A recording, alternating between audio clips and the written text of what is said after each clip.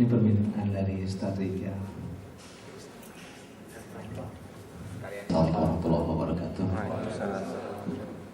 Innal hamdalillah nahmaduhu wa nasta'inuhu wa nastaghfiruh wa na'udzu billahi min shururi anfusina wa min sayyiati a'malina may yahdihillahu fala mudilla lahu wa may yudlil fala hadiya lahu. Asyhadu an la ilaha illallah wahdahu la syarika lahu wa asyhadu anna Muhammadan 'abduhu wa rasuluh. Allahumma shalli wa sallim wa barik ala Muhammad wa ala alihi wa sahbihi ajma'in. Allahumma inna 'ala dzikrika wa syukrika wa husni ibadatik. Amma ba'd. Ikhwah akhwati sesliku Soimat yang dirahmati Allah SWT. Alhamdulillah di hari ke-21 Ramadan 1431 kita sudah mencapai hari ke-21 ini. Mudah-mudahan Allah terima seluruh amal ibadah kita. Amin. Ampuni kesalahan kita. Dan mudah-mudahan sisa hari yang ada ini kita bisa melaksanakan ibadah lebih baik dari yang berlalu, karena yang tersisa lebih mahal daripada yang telah berlalu. Dan Umar sudah bacakan Ar-Rahman, katanya selesai Ramadan selesai hafalan Ar-Rahman. Baik, sesuai rahmati Allah Subhanahu wa taala, hari ini kita akan membahas tentang tema itikaf. Harusnya hari ini kita itikaf. Nanti masih kerja ya.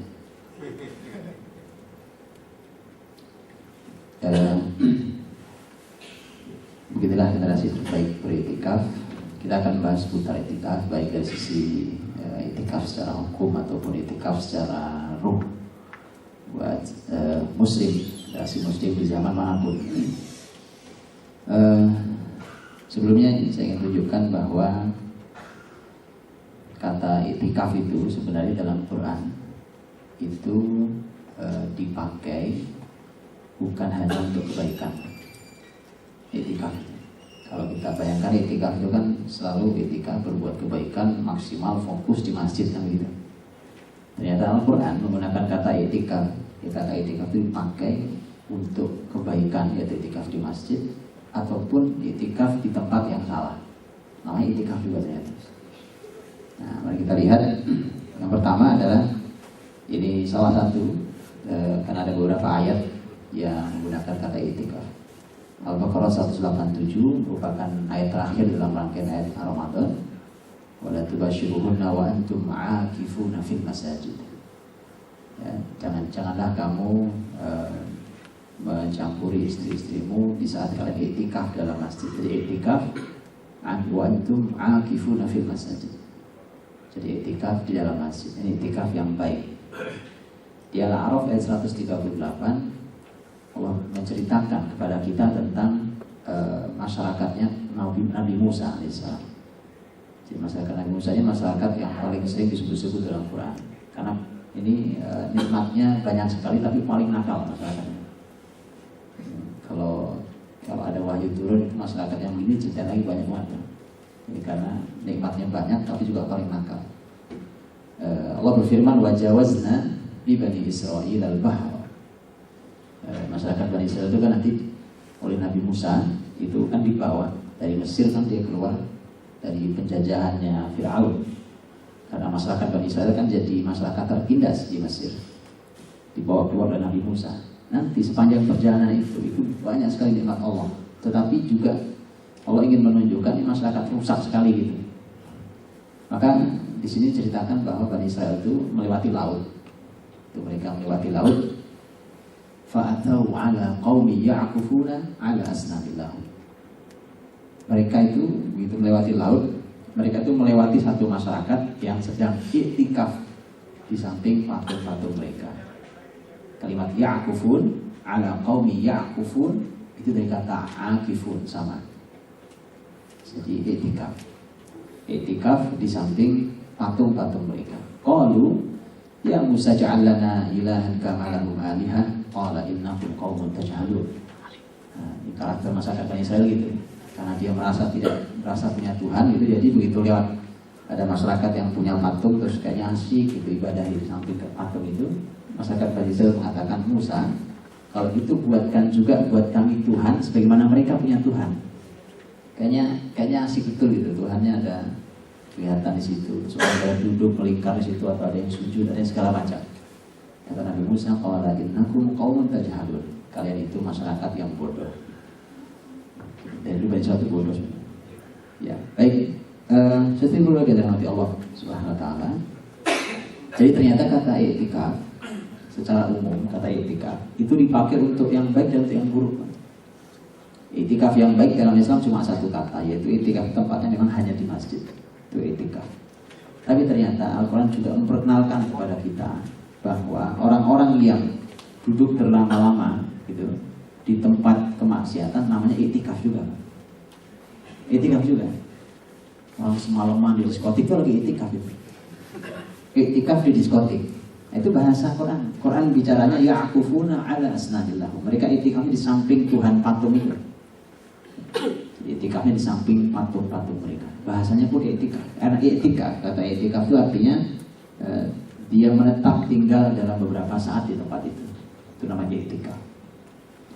Nah, dari situ sebenarnya kita ingin juga kita ini harus paham bahwa sebenarnya sama karakternya. Mau duduk di tempat yang baik seperti masjid atau mau duduk tempat maksiat, itu sama-sama butuh pengorbanan.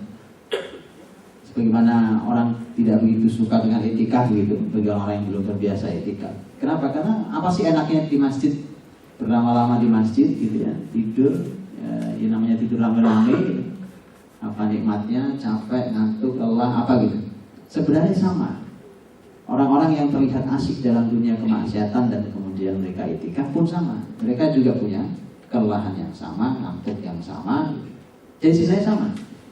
Nah, bedanya yang ini adalah kebaikan, yang ini adalah keburukan, yang ini surga, ini adalah neraka. Maka di dalam surat Al-Baqarah 165 itu Allah SWT berfirman, wa minan nas may yattakhidhu min dunillahi andada yuhibbunahu ka hubbillah walladzina amanu asyaddu hubban lillah. Sebagian manusia ada yang menjadikan Tuhan selain Allah SWT. Mereka mencintai Tuhan-Tuhan selain Allah itu begitu luar biasa, seperti mereka mencintai Allah. Walladzina amanu asyaddu hubban lillah. Tapi kalau dibandingkan dengan orang beriman cinta pada Allah, mereka masih kalah dengan cintanya orang-orang beriman. Jadi memang seperti itu kan. Makanya kalau ada orang yang umpamanya sudah terjerat dalam kemusyrikan gitu, itu nariknya nggak mudah, mesti tidak mudah.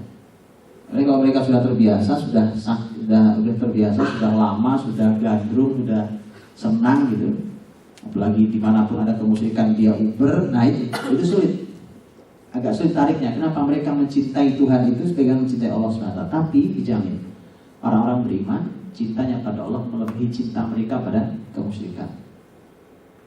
Nah itu yang kemudian sebenarnya saya ingin bawa bahwa i'tikaf di bulan Ramadan yang kemudian ternyata disejajarkan dengan i'tikaf di samping kemusyrikan, gitu ya, yang sama kalimatnya, sebenarnya seakan walaupun secara umum ibadah ini tidak pernah jadi wajib, i'tikaf itu tidak pernah jadi wajib. I'tikaf itu sunnah, ya. Tetapi dalam Islam itu tidak hanya bicara masalah fikih, wajib, sunnah, halal, haram, bukan itu, bukan itu. Hal-hal yang sifatnya sunnah secara fikih, tapi kemudian Rasulullah SAW memang tidak pernah meninggalkan i'tikaf itu. Jadi ternyata penting untuk membuktikan sebenarnya kita ini mencintai Allahnya seberapa besar, mana yang lebih besar. Karena sesungguhnya muslimin akan mendapatkan kemuliaannya, akan mendapatkan kebesarannya kalau cinta dia kepada Allah SWT itu lebih besar daripada cintanya orang musyrik kepada Tuhan selain Allah SWT. Baru kemudian muslimin akan mendapatkan kemuliaannya. Kalau belum, ya memang belum. Seberapa kita mau berkorban untuk i'tikaf kita, gitu, dibandingkan dengan orang-orang yang senang maksiat terus berkorban untuk kemaksiatannya. Silakan diukur seberapa pengorbanannya, gitu ya. Nah, yang seperti itu maka nanti akan menjadi bagian dari tolak ukur seberapa kita mencintai Allah SWT. Teman-teman yang mencintai Allah SWT, kalau i'tikaf yang dikenal sebagai yang kita kenal dalam fikih kita, i'tikaf itu adalah memang posisinya hanya ada di dalam masjid. Jadi menetap di dalam masjid untuk fokus dalam ketaatan pada Allah SWT. Jadi memang dia hanya untuk beribadah pada Allah, itu posisinya juga hanya di masjid. Jadi dia menetap di dalam masjid untuk fokus dalam ketaatan kepada Allah Subhanahu wa taala.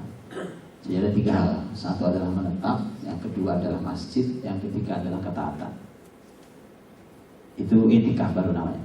Ya, jadi menetap artinya menetap di dalam masjid. Jadi mau berapa lama pun sebenarnya, ya, ketika seseorang berniat dalam hatinya beriktikaf maka i'tikaf. Kemudian di masjid artinya bahwa memang tidak ada tempat yang lain yang bisa menggantikan masjid. Sebenarnya seorang wanita itu juga begitu. Para ulama fikih, jumhur ulama cenderung mengatakan bahwa wanita yang melakukan aktivitas kebaikan 10 hari terakhir di rumahnya itu amal mulia, tetapi tidak bisa disebut i'tikaf. Karena i'tikaf itu posisinya memang seharusnya di masjid.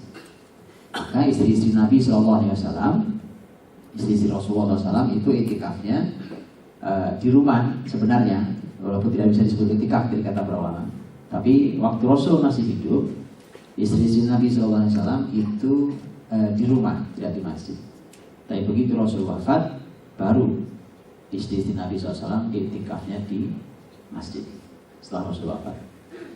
Tapi tadi bahwa seorang wanita boleh i'tikaf. Kalau kisahnya kan istri Nabi i'tikaf setelah Rasul wafat, gitu kan? Tapi para istri kan juga tidak harus nunggu suaminya mati untuk i'tikaf di dalam masjid. Karena juga tidak ada perintah harus nunggu mati, gitu. Artinya boleh, sekarang masih hidup pun juga boleh i'tikafnya. Kalau kisah di istri Nabi itu Rasul wafat dulu, baru kemudian istri Nabi SAW beriktikaf di dalam masjid. Tapi intinya adalah masjid.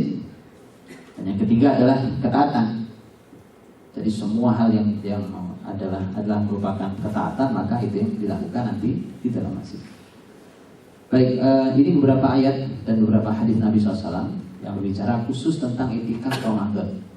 Ya, i'tikaf di 10 hari terakhir di bulan suci Ramadan. Karena dalam hukum fikih bahwa berapa lama pun di dalam masjid, ketika seseorang dalam hatinya berniat saya beriktikaf, maka selama itulah dia dinilai sisi Allah sebagai orang yang sedang beriktikaf. Tapi iktikaf yang sempurna, iktikaf yang sempurna yang paling mulia adalah iktikaf yang dilakukan Rasulullah SAW di 10 hari terakhir. Di Al-Baqarah 187 tadi sudah kita baca ayatnya, wala tubashiruhunna wa antum akifuna fil masajid, ya, sedang kamu beriktikaf dalam masjid. Ini adalah ayat terakhir yang berbicara tentang rangkaian Ramadan dari 183 Al-Baqarah sampai 187. Jadi sebenarnya i'tikaf ini bagian dari amal yang tidak terpisahkan di bulan suci Ramadan. Teman-teman dirahmati Allah, Al-Qur'anul Karim itu tidak menyebutkan atau memerinci semua hal. Ya, tidak memerinci semua hal.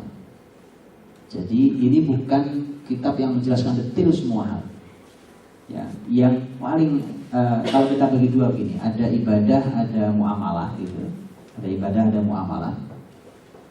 Ibadah itu di dalam Quran berbicara tentang ibadah, artinya ada sholat, zakat, haji, segala macam itu. Itu penjelasannya lebih sedikit dibandingkan dengan muamalah. Muamalah itu dalam Quran cenderung dibahas detail. Saya berikan contoh, pembagian warisan itu muamalah, pembagian warisan, harta warisan. Al-Quran sangat detail membahas tentang pembagian warisan. An-Nisa ayat 11, 12 dan 176. Jadi sangat detail. Di sana disebutkan tentang siapa saja yang berhak mendapatkan berapa persen dari harta warisan dan syaratnya apa. Dari nama-nama yang berhak mendapatkan itu, setelah dicek oleh para ulama, yang ditambahi oleh hadis Nabi itu hanya nenek. Karena nenek tidak tersebut di dalam 3 ayat tersebut. Nenek itu adanya di dalam hadis Nabi SAW. Jadi cenderung detail.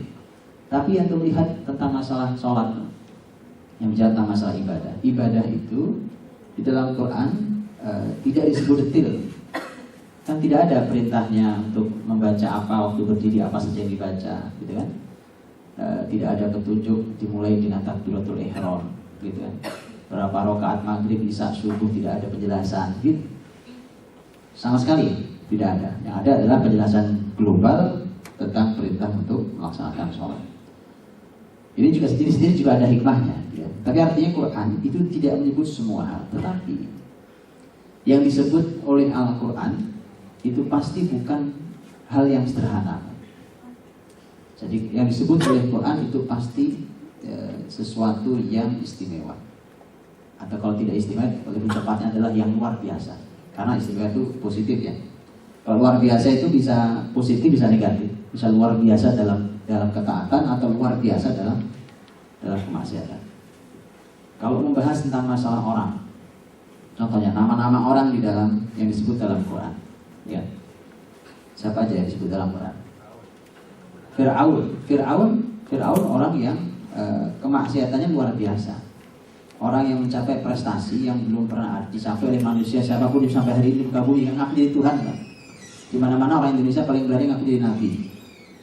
Jadi ngaku jadi Tuhan. Ya. Jadi tidak sembarang orang gitu. Ini orang yang merusaknya luar biasa. Ada yang lain yang tahu selain para nabi? Abu Lahab juga sama. Abu Lahab itu zaman Nabi, gitu, posisinya di zaman Nabi. Ini pemimpin kerusakan di zaman Nabi SAW, mati dalam keadaan kafir. Ada lagi? Imran itu bukan Nabi, tetapi dia adalah keluarga yang istimewa. Sampai di dalam Quran itu tidak ada surat yang pakai nama keluarga kecuali cuma surat Ali Imran, keluarganya Imran. Ya. Ini bukan sebuah kebetulan. Semua hal dalam Quran itu pilihannya itu mukjizat semuanya. Jadi artinya tidak ada yang disebutkan itu yang sederhana. Ada yang lain? Perempuan ya, yang perempuan tadi laki semua tadi. Maryam juga bukan nabi karena perempuan tidak ada jadi nabi. Cuma Indonesia ada perempuan yang jadi nabi. Maryam itu wanita sangat istimewa, dipuji betul oleh Allah, oleh Rasulnya. Dipuji habis oleh Rasulullah SAW. Nabi SAW mengatakan kamula minar rijali katsir dalam hadis yang sahih. Kata Nabi, kalau dari laki-laki yang sempurna banyak. Walam yakmul minan nisa'i, dan tidak ada yang sempurna dari wanita kecuali cuma 2 orang. Maryam ibnatu Imran, satu Maryam putri Imran, yang kedua siapa?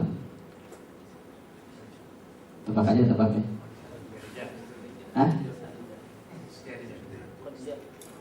Asia bintu Muzahim imra'atu Fir'aun. Ya, Asia binti Muzahim, istri Fir'aun. Jadi 2 wanita luar biasa. Kata Nabi tidak ada wanita di muka bumi yang sempurna. Jadi para wanita yang mohon tahu itu, para laki-laki mohon dimaklumi. Ya kan begitu hadis Nabi. Nabi itu dapat wahyu. Jadi hari ini mau kaum feminis protes apapun tidak akan pernah masuk. Makanya ketika Nabi menyampaikan itu pujian yang luar biasa pada kalian. Antum boleh cek ulang nanti dari 114 nama surat dalam Quran, ya kan? 114 nama surat dalam Quran. Tidak ada yang dipakai untuk nama surat dari nama perempuan kecuali hanya Maryam. Karena ini wanita pilihan. Oke, kalau kata Nabi wanita sempurna itu ada 2, Maryam dan Asia. Kenapa hanya Maryam saja Pak yang dipakai di sana untuk nama surat? Karena banyak pelajaran besar bahwa Maryam ini sempurna, atas sempurna, bawah sempurna gitu. Berbeda dengan Asia. Asia itu suaminya aja Fir'aun gitu. Jadi dia suaminya saja Fir'aun. Nah, saya cuma ingin katakan bahwa Quran ini tidak menyebutkan semua, tapi yang disebutkan Quran itu pasti yang luar biasa. Kalau Al-Baqarah 187 bicara tentang iktikaf, Al-Baqarah 187 tentang iktikaf. Padahal iktikaf itu kalau secara hukum fikih ya sunnah gitu ya. Maka ini menunjukkan bahwa tidak sembarangan tema iktikaf ini. Kalau antum buka kembali 183 sampai 187 surat Al-Baqarah, itu sebenarnya tarawih yang mulia itu tidak ada bahasanya dalam 183 sampai 187. Tidak ada. Qiyam Ramadan atau tarawih tidak ada. Tapi iktikaf ada. Nah, gitu. Makanya akan terbalik. Hasilnya juga akan terbalik. Sebagaimana zaman yang terbalik. Kalau orang fokus di tarawih tapi tidak fokus juga di iktikaf. Baik. Ini ada hadisnya. Aisyah radhiyallahu anha menyampaikan anna Nabi sallallahu alaihi wasallam ya'takifu al-'ashra al-awakhir min Ramadan. Bahwa Nabi SAW iktikaf di 10 hari yang terakhir di bulan suci Ramadan hatta tawaffahu Allah azza wa jalla, sampai beliau wafat. Jadi artinya Nabi SAW itu iktikaf sampai wafat, gitu ya. Berarti dari tahun 2 Ramadan pertama Nabi sampai Rasul wafat tahun 11. Nah, tahun 11 itu tidak sampai Ramadan karena Rabiul Awal. Tahun 10 Hijriah itu Ramadan terakhir Nabi SAW. 9 kali Nabi Ramadan. Tsumma atakafa azwajuhu min ba'd. Ini tadi saya bilang bahwa kemudian setelah beliau wafat baru istri-istrinya iktikaf. Ya, tapi sekali lagi para istri tidak usah nunggu suaminya mati. Kalau mau iktikaf ya iktikaf saja gitu. Ini hadisnya, ini hadis tentang kisah istri Nabi, tapi bukan sebuah perintah.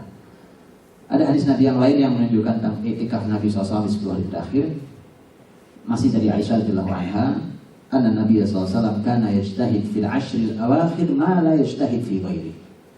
Bahwa Nabi SAW itu amalnya itu dilipat gandakan, jadi bersungguh-sungguh betul di amalnya 10 hari terakhir yang tidak beliau lakukan di 20 hari pertama itu.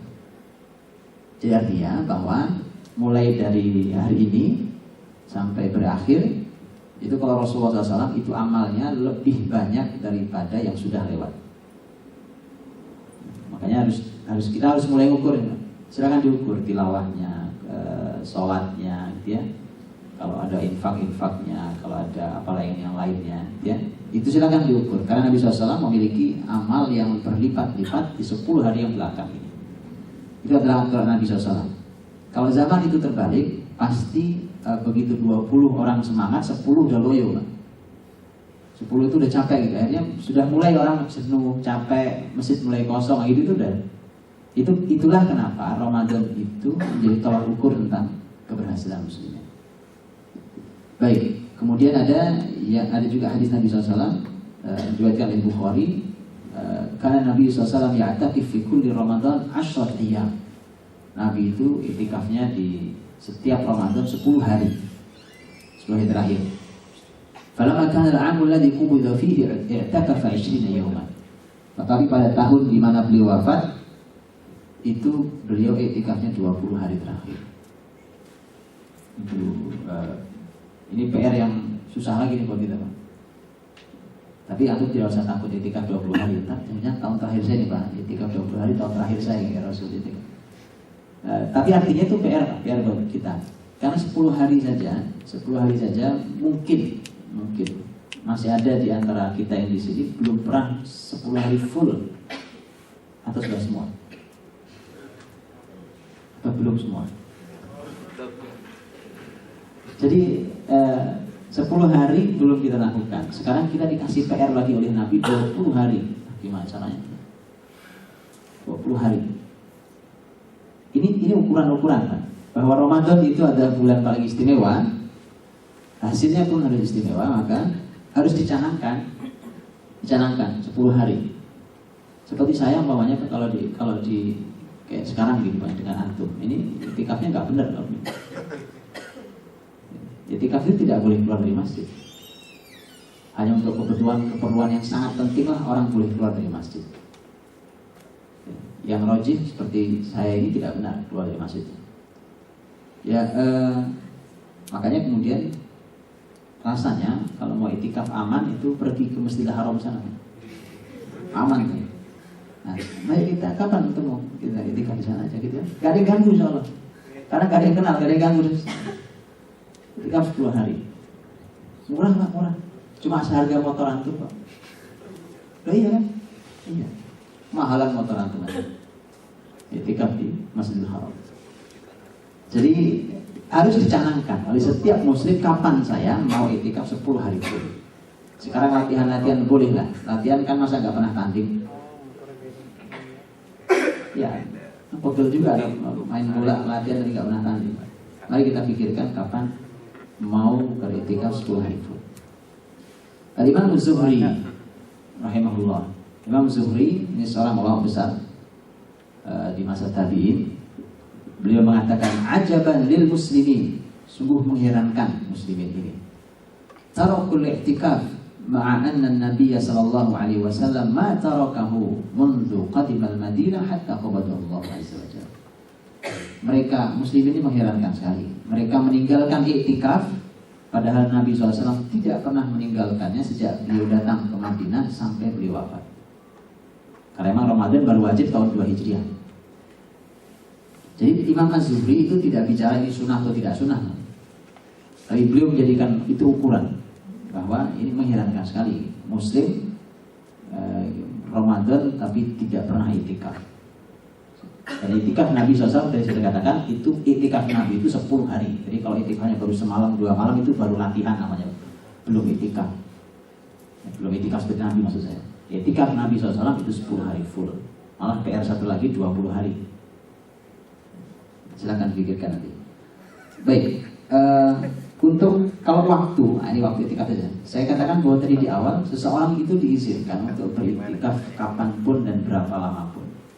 Asal orang berniat masuk masjid kemudian dia berniat untuk beriktikaf, maka dia akan mendapatkan keutamaan iktikaf di sisi Allah Subhanahu wa taala.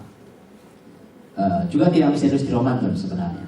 Artinya tidak mesti harus, tapi yang sempurna atau iktikaf yang memang berturut-turut kemudian sampai sekian lama itu Ramadan. Iktikaf yang paling utama yaitu iktikaf 10 hari terakhir di bulan suci Ramadan, atau tadi 20 hari terakhir di bulan suci Ramadan. Rasulullah SAW itu kalau 10 hari lah, 10 hari itu hitungnya begini. Dari mulai matahari terbenam, sebelum matahari terbenam malam 21 semalam. Kemarin asar, gitu. Kemarin asar itu mulai masuk. Walaupun ada hadis Aisyah radhiyallahu anha yang menyampaikan bahwa Rasulullah SAW itu masuk ke tempat iktikafnya setelah sholat fajar tanggal 21. Berarti tadi pagi. Bagaimana cara menggabungkannya? Para jumhur ulama mengatakan Nabi itu mulai masuk ke masjid itu asar atau sebelum maghrib malam 21. Kemudian Nabi SAW itu mulai masuk ke tempat khusus. Beliau punya tempat khusus untuk iktikaf sehingga tidak diganggu oleh siapapun. Itu mulai masuk ke tempat khusus iktikaf di dalam masjid itu pada setelah sholat fajar di tanggal 21. Jadi itu waktu mulainya. Waktu mulainya adalah malam 21 sebelum maghrib. Keluarnya adalah dengan berakhirnya Ramadan. Ramadan itu berakhir setelah maghrib, setelah matahari terbenam malam Idul Fitri. Nah itu disebut sebagai al-ashrul awakhir, 10 hari terakhir. Ya walaupun kemudian namanya Ramadannya cuma 29 lah. Kalau 29 kan berarti cuma 9 hari kira-kira. Tapi disebutnya al-ashrul awakhir, 10 hari terakhir. Baik, jadi disiapkan diri kapan. Kalau Ramadan sekarang sudah lewat, ya Ramadan depan lah kira-kira gitu ya. Tidak di sini kita mesti haram rame-rame.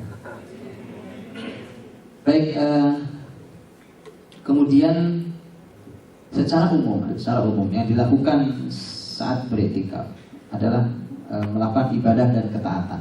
Jadi semua hal yang itu merupakan ibadah dan ketaatan, itulah sebenarnya aktivitasnya orang-orang yang beriktikaf saat di masjid. Jadi selama 10 hari itu dilakukan. Semua hal. Silakan apa saja namanya ibadah ketaatan, mau sholatnya, mau tilawahnya, gitu, mau berbagi hartanya, mau berbagi ilmunya, mau apapun, itulah yang dilakukan sepanjang iktikaf. Nah, yang tidak diizinkan, tidak dibolehkan untuk dilakukan di iktikaf, keluar dari masjid, itu tidak disebut.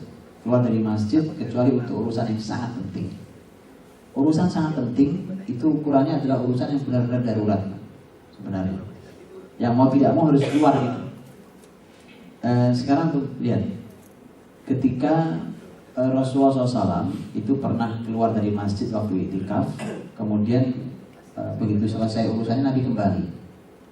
Pas di tengah jalan Nabi diberitahu, ya Rasulullah ada fulan lagi sakit. Nabi SAW ternyata tidak berhenti. Nabi hanya mengatakan salam buat fulan, mudah-mudahan segera sehat. Padahal Nabi SAW, Nabi yang menyampaikan kepada kita bahwa menjenguk orang sakit itu amal yang sangat utama, ya. Amal sangat utama, ya, menjenguk orang sakit. Dan Nabi SAW itu jangankan sampai diberitahu. Nabi itu kalau lagi habis sholat gini, entah sholat apapun, Nabi itu hafal kan, Yang di pojok sana itu biasanya siapa? Di tengah sini siapa? Nabi apa gitu. Jadi sholat itu buat Nabi memang benar buat ngabsen masyarakat. Jadi Nabi itu kalau sambil duduk pikir menghadap ke jamaahnya itu sambil ngabsen kan. Dilihatin sampai gak ada ini. Nanti jatuh di sini juga kalau dilihatin kalau zuhur itu mana sampai gak ada sini. Kalau mendatangi ke ruangan itu sunnah Nabi kan? Iya, sunnah Nabi SAW. Nabi nanti nanya, Fulan kemana ya? Kok gak kelihatan ini? Karena pernah Nabi kehilangan sahabatnya beberapa sholat. Dan ternyata betul sakit, gitu kan? Terus pernah kehilangan beberapa kali kehilangan sahabatnya juga waktu sholat itu. Itu ditanya kemana Fulan? Coba dicek, Nabi utus orang. Itu dicek ternyata orang itu sedang menangisi dirinya di dalam rumah. Ya, itu karena peristiwa di mana dia ketakutan dengan sebuah ayat kata Nabi. Jadi artinya orang perlu hiburan, perlu solusi dan seterusnya. Jadi sholat itu betul-betul sebuah solusi bermasyarakat yang luar biasa. Jadi ternyata Pak, berjamaah kita masih belum berfungsi sehebat itu. Nah, jadi hal ini ketika Rasulullah SAW menjenguk orang yang sakit itu, kita sangat diperintahkan oleh Nabi. Ternyata waktu itikaf Nabi tidak mau. Ini menunjukkan bahwa amal sepenting menjenguk orang sakit itu ternyata itu akan membatalkan itikaf kalau kita keluar waktu itu. Jadi itu harus sangat penting. Ketika kemudian ada yang bertanya, bagaimana dengan orang yang kerja? Hari ini masalahnya masalah kerja, Pak, gitu ya. Masalah kerja, ya liburnya sehari sebelum Idul Fitri. Gimana? Apakah itu termasuk keluar yang diizinkan? Para ulama harus beristihad hari ini, Pak. Karena apalagi untuk wilayah-wilayah ke Indonesia begini, katanya negeri Muslim, tetapi iktikaf gak libur. Susah Pak liburnya kan ini publik, perusahaan publik semuanya. Kalau mau di aplus gitu Pak sih. Tapi kalau di beberapa negara itu resmi kalau libur itu 10 hari terakhir. Itu libur 10 hari terakhir. Semua sekolah, kampus, perkantoran yang untuk publik yang kemudian dia bisa bergantian segala macam, dibuatkan jadwal dan seterusnya. Tapi rata-rata sudah libur 10 hari terakhir. Nah, itu kenapa? Karena orientasi liburnya adalah ibadah. Nah, kita orientasi libur adalah pulang kampung. Itu bedanya. Makanya ini negeri gede banget, muslimnya banyak tapi nggak ditakuti oleh Yahudi. Ini betul PR sangat serius buat kita. Dan keluar dari masjid. Makanya dalam fikih i'tikaf itu bahkan keluar untuk kebutuhan yang sangat penting. Umpamanya contoh umpamanya kamar mandinya kok di luar masjid. Boleh orang keluar, namanya orang harus kamar mandi. Para ulama fikih saking berhati-hatinya mengatakan kalau kebutuhan itu bisa dipenuhi di tempat yang lebih dekat dari masjid, maka pilihlah tempat itu dibandingkan tempat yang jauh. Jadi umpamanya gitu, Pak, ada kamar mandi nih. Kamar mandinya ada kamar mandi yang paling dekat dengan ada kamar mandi yang agak jauhan.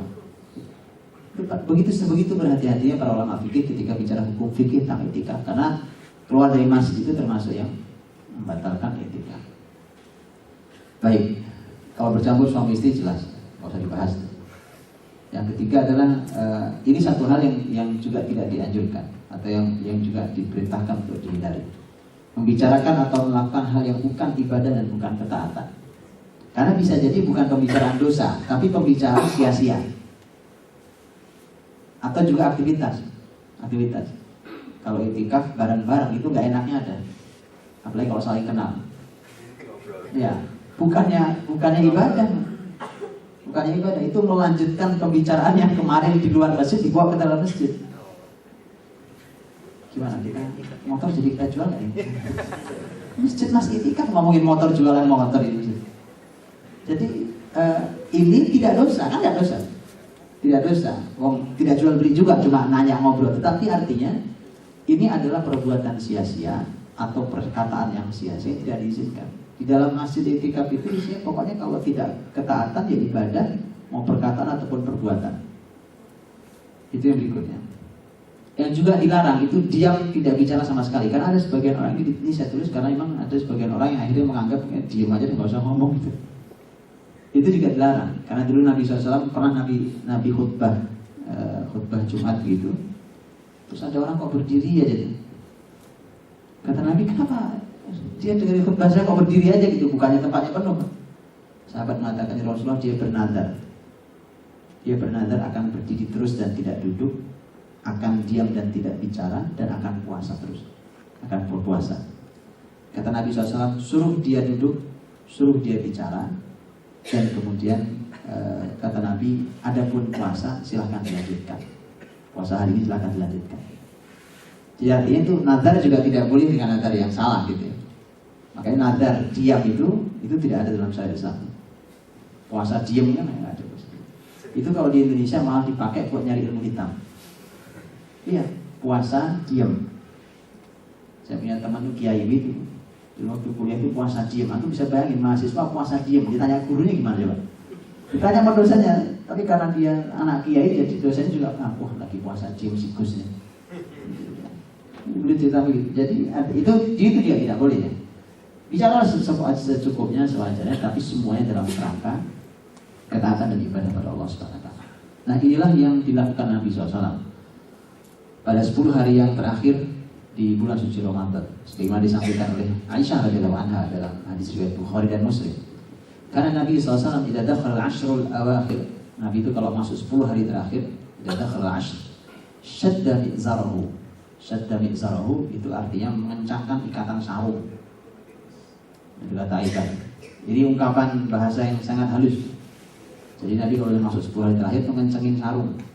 Artinya para ulama mengatakan bahwa arti dari shadda mi'zarahu itu artinya sudah tidak mendekati istrinya lagi. Jadi kalau masih ada suami yang di rumah, Bu, mohon disuruh pergi, mohon diusir. Lu nggak ada, udah ngencangin sarung loh. Nabi sudah mengencangkan sarung, shadda mi'zarahu. Jadi kalau ada yang masih di rumah, suaminya mohon diusir. Ini tuh kebaikan untuk saya. Jadi dituntutlah suruh ke masjid. Ngapain di rumah? Laki-laki kan masih ya di masjid. Laki-laki tempatnya sebelah terakhir di masjid. Shadda mi'zarahu. Sudah istri tinggalin saja. Nanti juga akan kita tinggal mati kok. Cuma 10 hari lagi kan. Shadda mi'zarahu. Ini kalimat Aisyah dalam. Jadi Nabi sudah tidak mendekati istrinya. Kalau istrinya berkunjung ke masjid saat suami itikaf boleh, tapi kencengin sarung. Nah, itu gitu maksudnya, mengencangkan sarung. Ya. Karena kenapa? Istri Nabi pernah ada yang berkunjung, ya seperti umpamanya istri Nabi kalau nanti Nabi itikaf 10 hari itu istri berkunjung. Nanti ngobrol dengan Nabi dalam masjid secukupnya, kemudian istrinya pulang. Nabi mengantar hanya sampai pintu masjid. Kemudian istrinya pulang. Ya, itu syadda mi'zarahu. Yang kedua adalah wa ahya lailahu, menghidupkan malam. Menghidupkan malam. Hidup itu artinya melek. Hidup itu. Karena kalau tidur itu mati. Sebagaimana dalam ayat walladzi yatawaffakum bil-lail, dialah Allah yang telah mewafatkan kalian di malam hari. Jadi tidur itu wafat. Makanya doa mau tidur ada kan? Apa doanya?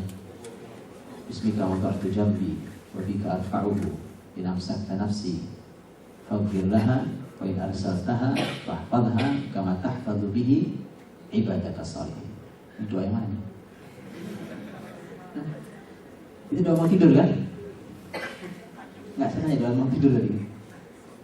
Dengan namamu ya Allah aku letakkan, aku rebahkan punggungku ini tidur. Dan dengan namamu nanti aku angkat punggungku. Kalau kau tahan jiwaku, maka ampunilah ia. Kalau kau kirimkan kembali, nanti kau kembalikan aku bisa bangun lagi. Kau kirimkan kembali jiwaku, maka jagalah ia, sebagaimana engkau menjaga hamba-hambamu yang saleh. Doa luar biasa kan? Tapi doa yang dibaca juga benar, itu ada hadisnya juga. Nggak, maksud saya kalau makan boleh jangan tempe terus gitu deh, sekali-kali ya. Yang lain. Ya, jadi artinya betul orang meninggal itu, orang tidur itu mati. Makanya kita suka bilang keterusan kan? Ya karena memang sebenarnya nyawanya diambil. Tapi dalam rentang sesaat, kemudian saatnya kalau Allah kembalikan, ya Allah tahan. Makanya doanya tadi, Allah kalau kau tahan, ampuni aku. Tapi kalau kau kembalikan nyawaku, jagalah aku, sebagaimana kau menjaga hamba-hambamu yang saleh. Doanya luar biasa kan? Masya Allah itu, tidur doa itu sekali. Ya, jadi kalau di sini disebutkan ahya lailahu, menghidupkan malam, hidup itu berarti melek. Tidur boleh Pak? Boleh. Tidur boleh. Kalau enggak nanti antum malah ngantuk malamnya. Tahajudnya ngantuk, apa ngantuk ya? Boleh tidur, tidak dilarang. Cuma berarti istirahatnya lebih sedikit dibandingkan tidurnya. Jadi masjid iktikaf itu bukan pindah tidur. Lengkap kalau bantal plus kasur gitu kan. Iya, jangan pindah tidur. Terus itu memang harus banyak meleknya. Banyak melek. Ahya lailahu, menghidupkan malam. Memang gitu. Karena harus hidup malamnya.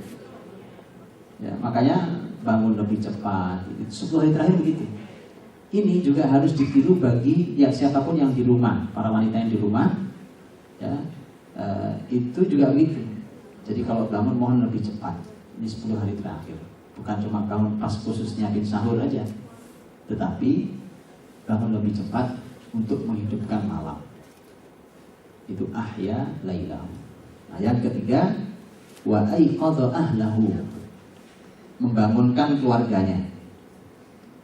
Nah, membangunkan keluarga di 10 hari terakhir itu sunnah Nabi SAW. Jadi bangunkan lebih cepat supaya ikut bersama dalam kebaikan itu, dalam menghidupkan malam. Nah, kalau dulu Nabi SAW membangunkan keluarga ketok pintu satu-satu. Sekarang tinggal ambil handphone kan, telepon tuh handphonenya. Kalau di silent telepon rumahnya. Kalau dicabut juga kabelnya kebangetan memang. Ya kalau ketok-ketok. Jadi memang gitu. Hari ini Allah berikan kemudahan. Masya Allah punya handphone, kita nelfon kemana aja bisa.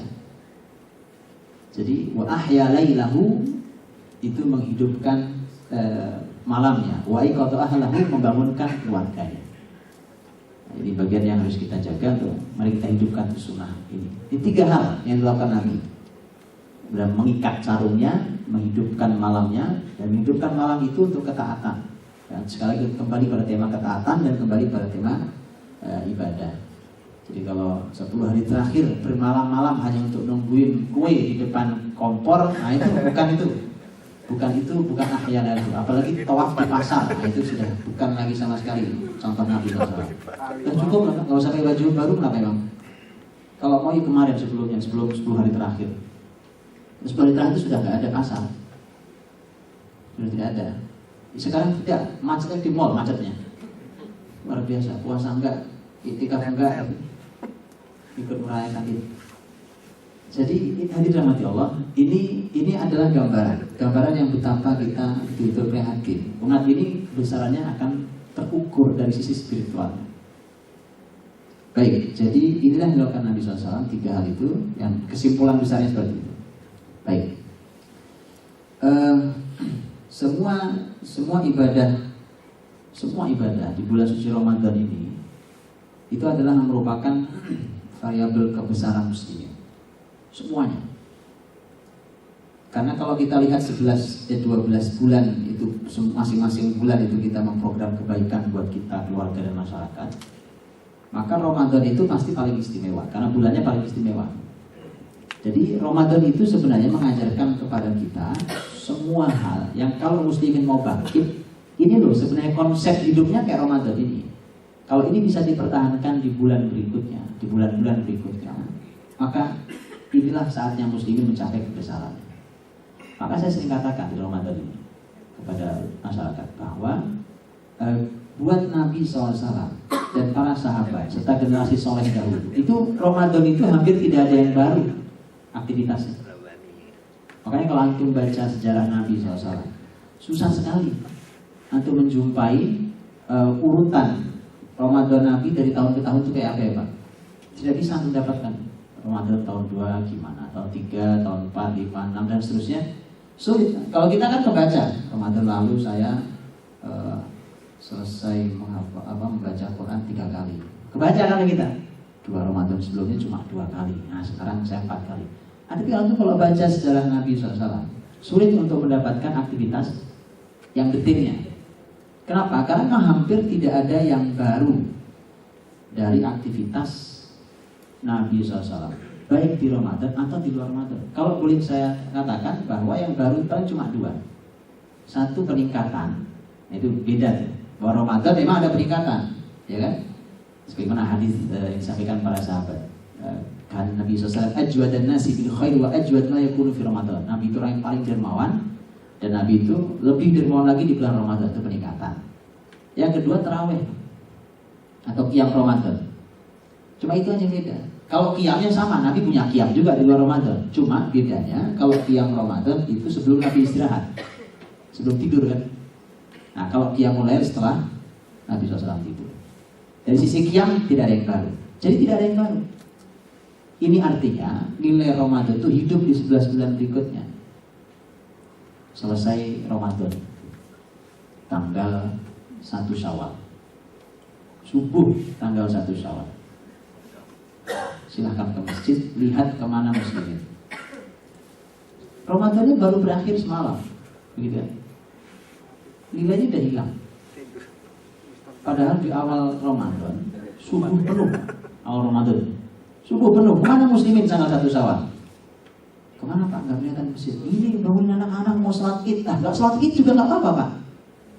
Oh id itu sunnah. Ini bahasa kasar ya. Ini bahasa gak baik. Artinya gak sholat id juga gak apa-apa. Tapi sholat subuh buat bapak harus di masjid.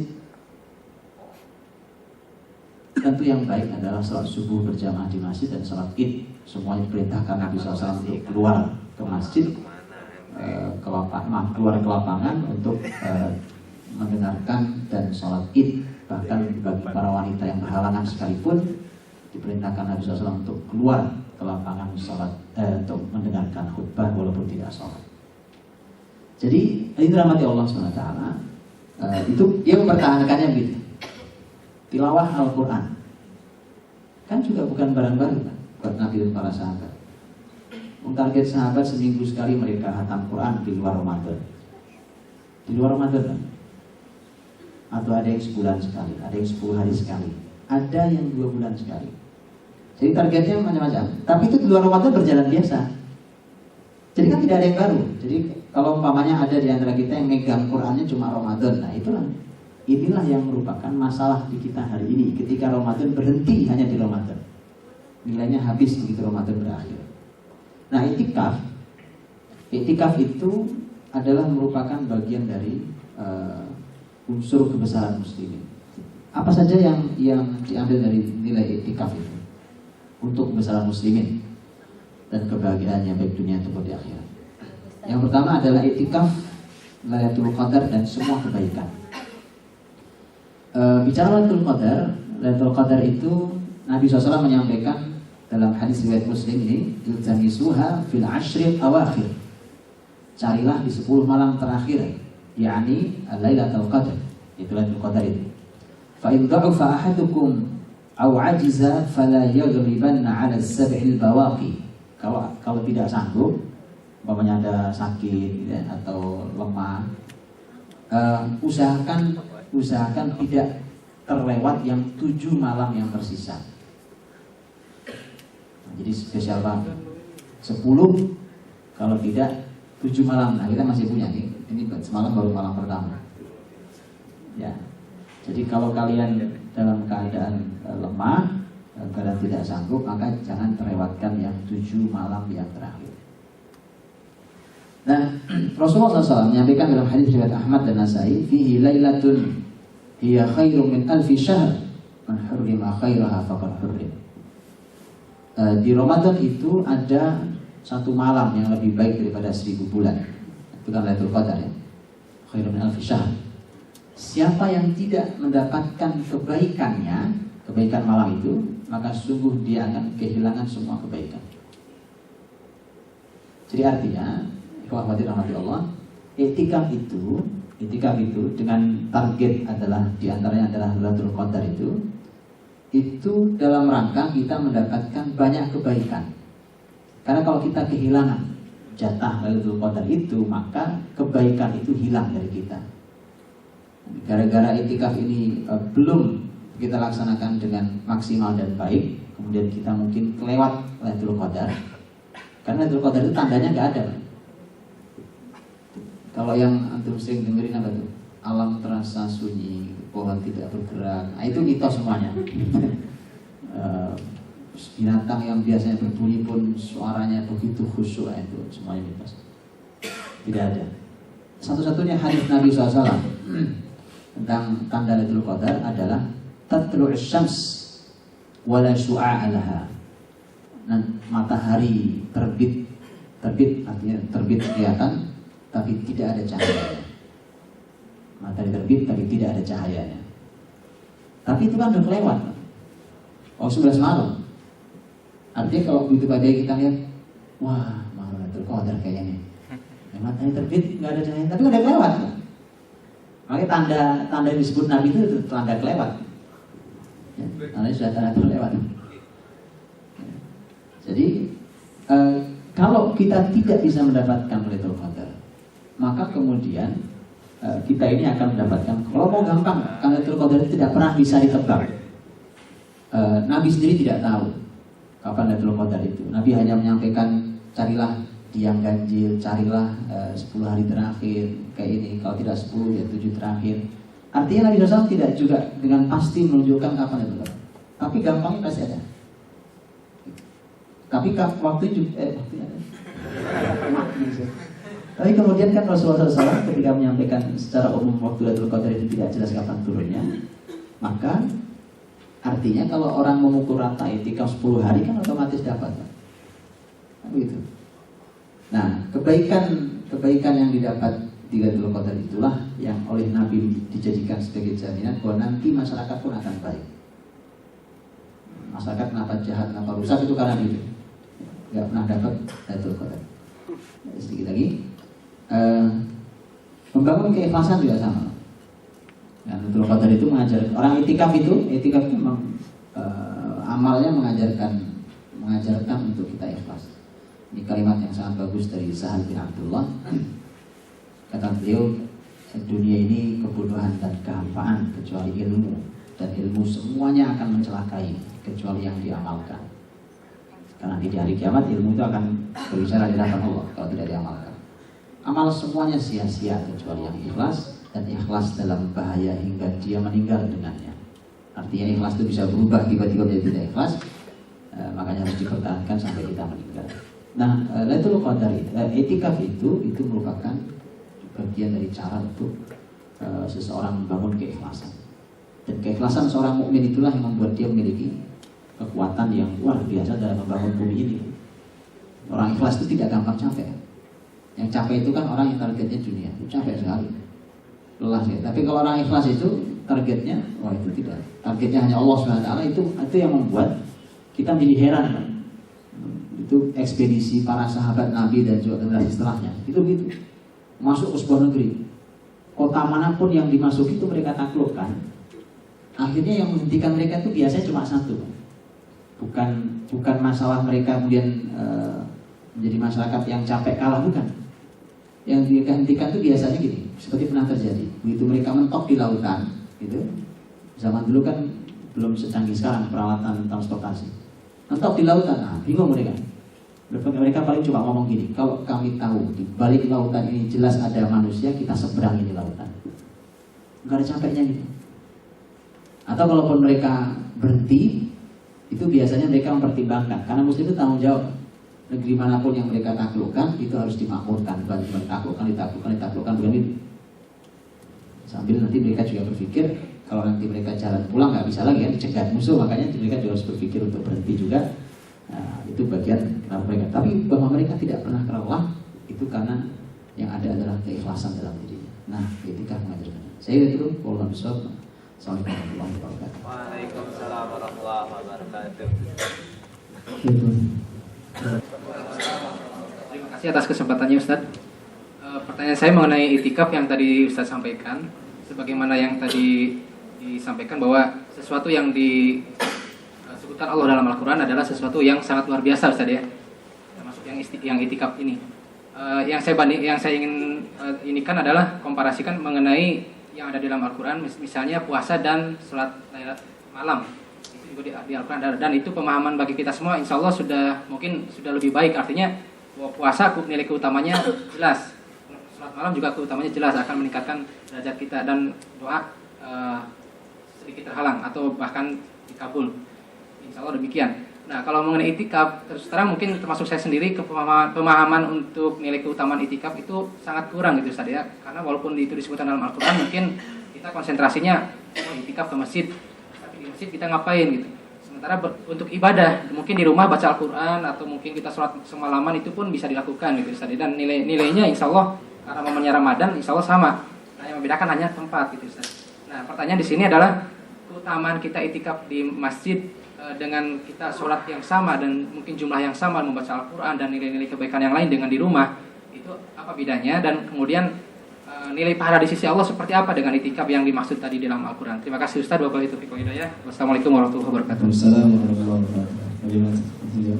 Ya, Imam Ahmad itu pernah ditanya oleh muridnya, itu Imam Abu Dawud. Abu Dawud itu murid Imam Ahmad. Kata Abu Dawud, apakah ada keutamaan atau riwayat yang menyebutkan keutamaan iktikaf? Kata Imam Ahmad, tidak ada, kecuali riwayat yang dhaif. Tidak ada. Imam Ahmad pun menyampaikan bahwa tidak ada keutamaan khusus tentang iktikafnya. Ya, kecuali memang riwayatnya dan tidak mau disebutkan. Nah, ini artinya bahwa kalau mau bicara itikaf dari sisi itikafnya dia tidak ada disebutkan keutamaan khususnya. Keutamaan yang ada adalah keutamaan umumnya. Yang pertama, ternyata ini hal yang tidak pernah ditinggalkan Rasulullah SAW, dan ittiba'un Nabi SAW, mengikuti Nabi dengan cara Nabi. Karena memang kita berislam ini harus sesuai dengan cara Nabi SAW. Nah, ketika Ramadan seperti disampaikan Aisyah tadi bahwa Nabi SAW tidak pernah meninggalkan iktikaf sepanjang Ramadan sampai beliau wafat, maka kemudian itulah amal utamanya. Nah, dan artinya begitu juga, memang iktikaf ini ternyata, apalagi kalau Nabi mengait iktikaf dengan Lailatul Qadar, itu nggak dapat yang dulu nanti pertanyaan. Karena ternyata Nabi menyebutnya gitu, Nabi Bil Ashril Awakhir, itu kalau Nabi menyampaikan di hadapan para sahabat Nabi SAW, walaupun ini umum ya. Tapi ketika para laki-laki di zaman Nabi semua di masjid posisinya, sehingga kemudian Tamisuha Bil Ashril Awakhir, carilah di 10 malam yang terakhir Lailatul Qadar. Jadi terkait erat antara iktikaf yang 10 hari dengan 10 hari di salah satu malamnya adalah Lailatul Qadar. Begitu pula dengan ketaatan-ketaatan yang dilakukan di tempat khusus. Jadi melakukan sesuatu di tempat khusus atau di waktu khusus itu tidak sembarangan dalam Islam. Nilainya luar biasa. Kan begini, kita sholat zuhur tadi 4 rakaat. Kan berbeda sekali pahalanya kalau tadi kita sholat zuhur di Masjidil Haram, ya. Cuma masalah tempat doang, Pak. Kita sholat di masjid depan namanya kan berbeda dengan kita sholat di Masjidil Haram yang pahalanya 100.000 lebih baik daripada sholat di masjid kita. Nah, ini tidak sembarangan. Jadi hitunglah umpamanya kita bisa baca Quran di rumah, kita bisa melakukan ibadah-ibadah di rumah di 10 hari terakhir. Tapi tentu sangat berbeda karena Nabi mencontohkannya di masjid itu dilakukan. Nah, itu secara umum. Tapi secara khusus Imam Ahmad sudah katakan tidak ada secara khusus. Tentang iktikaf saja. Mengenai Lailatul Qadarnya Ustaz, apakah Ya. didapatkan hanya orang yang beritikaf di masjid? Sebenarnya tidak ada penjelasan tentang apakah yang dapat hanya orang yang ada di masjid. Tetapi Nabi SAW menyampaikan bahwa bersungguh-sungguhlah mencarinya di 10 malam yang terakhir. Nah, kalimat bersungguh-sungguh artinya memang adalah mereka-mereka yang memang orang yang sengaja beriktikaf di masjid. Itu pasti orang yang bersungguh-sungguh. Atau wanita umpamanya yang tidak iktikaf tapi dia sadar bahwa ini 10 hari terakhir dan dia harus bersungguh-sungguh. Nanti kalau tidak, maka tidak akan dapat. Tidak akan dapat. Nah, makanya ini yang walaupun sekali lagi tidak ada disebutkan, saya tidak menjumpai riwayat yang menyampaikan bahwa khusus didapat oleh mereka yang ada di masjid. Tapi mereka yang bersungguh-sungguh untuk mendapatkannya di 10 malam. Oh, harus.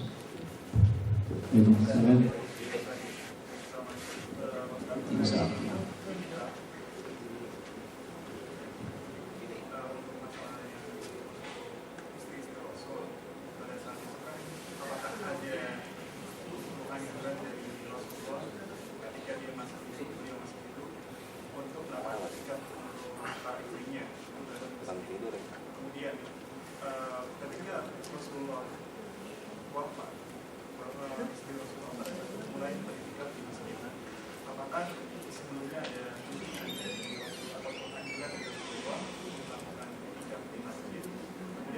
apakah ini bentuk sebuah inisiatif dari istri Rasulullah atau kemudian bisa dijadikan sebuah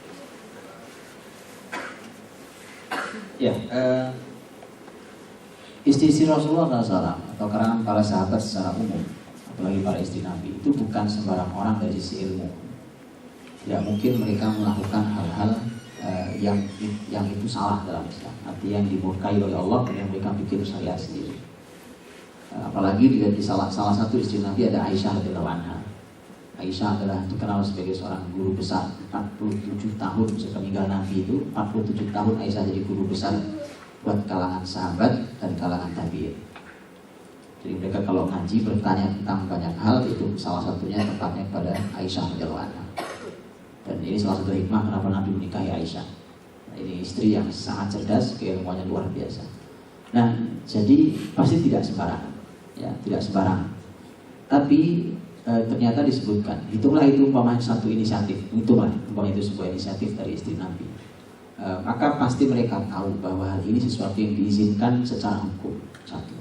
Tapi ternyata ada riwayat yang mengatakan bahwa sebenarnya Nabi mengizinkan sewaktu beliau masih hidup, beliau telah mengizinkan bagi para istri-istrinya untuk itikaf di masjid.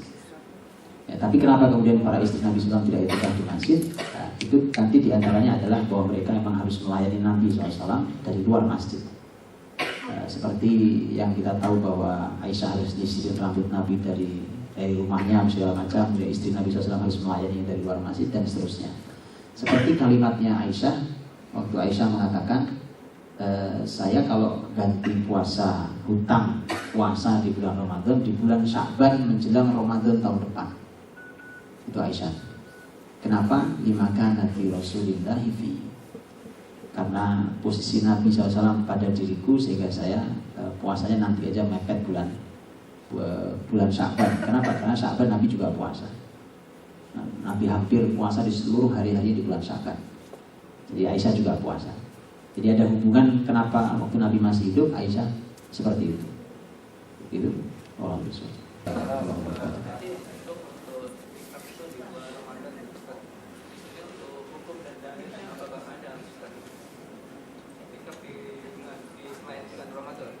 Ya, iktikaf di luar bulan Ramadan dalam pembahasan fikih itu menggunakan dalil umum. Karena dalam Islam nanti ada dalil umum dan ada dalil khusus. Sebenarnya ayat yang 187 di surat Al-Baqarah, walaupun itu merupakan rangkaian ayat Ramadan, sebenarnya ayatnya pun ayat umum. Ayat umum. Wala tubashiruhunna wa antum akifuna fil masajid. Janganlah kalian mencampuri istri-istri kalian dalam keadaan kalian iktikaf di masjid. Itu umum. Umum dari sisi kapan waktunya, umum dari sisi di mana saja masjidnya. Karena nanti ada pembahasan di kalangan para ulama tentang apakah boleh iktikaf di selain 3 masjid yang besar, yaitu Masjidil Haram, Masjid Nabawi, dan Masjid Al-Aqsa. Jumhur ulama atau hampir seluruh ulama mengatakan boleh. Kenapa? Karena ayat ini ayat umum, bahwa al-masajid itu artinya masjid manapun. Begitu pula dengan iktikafnya. Atau kemudian ketika Allah Subhanahu wa taala memerintahkan kepada Ibrahim dan Ismail untuk membersihkan Masjidil Haram untuk tempat orang iktikaf. Antahhira baitiya lit-taifin wal-'akifin war-ruk'is sujud. Jadi kamu Ibrahim dan Ismail, bersihkanlah rumahku ini untuk orang-orang yang tawaf, untuk orang-orang yang i'tikaf, dan untuk orang-orang yang rukuk serta sujud.